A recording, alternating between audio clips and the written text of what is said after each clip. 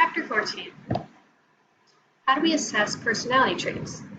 The most common test of the Big Five personality traits in adults is the NEO Personality Inventory Revised Edition.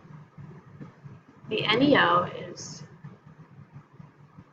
consisted of statements, and then the participant indicates whether they strongly agree, disagree, or strongly disagree. The test is standardized. The responses of many people have been collected. Researchers know how most people score on the test, which scores are really high or low. Tests like the NEO are quite reliable. The 5 traits are measured in these tests. They reflect many behaviors in real life. Individuals have to be honest as possible while answering these questions. Some tests are designed to screen for psychological disorders or career fit. The Minnesota Multiphasic Personality Inventory, or the MMPI, is widely used personality test originally designed to screen for psychological disorders. It provides a snapshot of the client's personality. Participants indicate whether the statements are true or false. For the MMPI clinical scales, the quantitative measurements of the subject's responses to the MMPI indicated to detect different psychological problems. It is also standardized. The hypochondria is a tendency to believe you are ill when you are not. MMPI analysis also has several scales to reveal if the test takers are lying. Validity scales are the quantitative measures intended to detect when subjects are responding inconsistently or dishonestly. The Myers-Briggs test is a personality test that categorizes people into 16 personality types.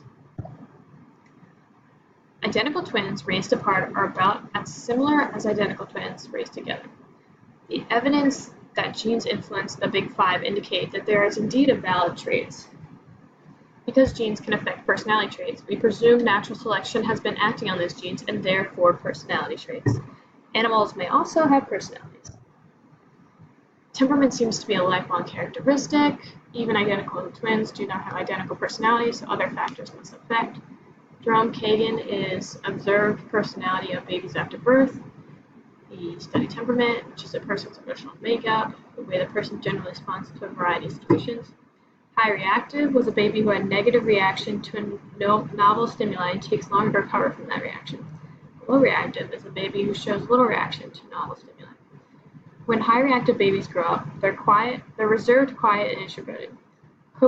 They find coping mechanisms as they grow up. The amygdala is readily available for activation. Low reactive means adventurous, talkative, and extroverted. Temperament means emotional instability, extroversion. Represents a broader categorization of personality, lumping together several distinct aspects of